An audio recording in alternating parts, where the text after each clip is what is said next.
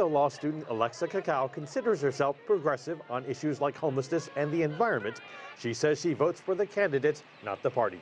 It's time to step up and speak up for issues that are directly affecting us, but also looking at the broader community. For Mark Antonio, who calls himself an independent, the top issues are the economy and crime, especially against the Asian American community. And I think some of these parties, they might take the Asian American community for granted. Once we start voicing our concerns more, they'll see that we're very diverse and we're just not all fit in one box. With a struggling economy, he believes there's an opening for Republicans, but hasn't seen them take advantage of it.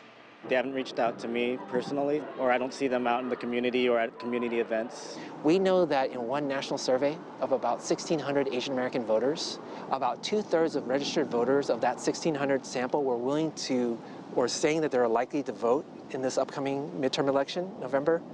But about half of them had said that they had not been contacted by either the Democratic Party or the Republican Party.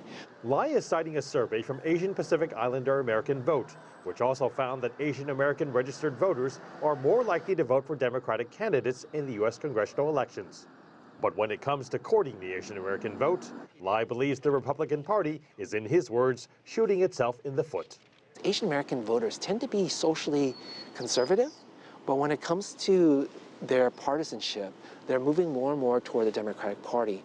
And the question is why? And I think it deals with things that are perceived in likely forms of discrimination. It's because of the stances on immigration or other things, for example, COVID and things like that, and who's to blame for it, right?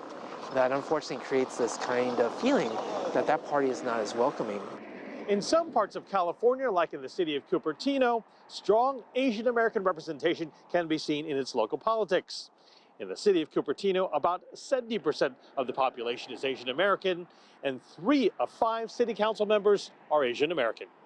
So there are only about 6 cities in the nation that have an Asian American majority population and an Asian American majority city council.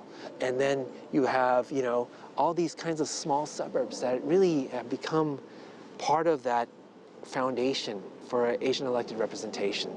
And some of those folks will move up. Lai also says on the state and national level, he's starting to see more examples of what he views as real political power, when an elected Asian American official is replaced or defeated by another Asian American candidate. Mark New, CGTN, San Francisco.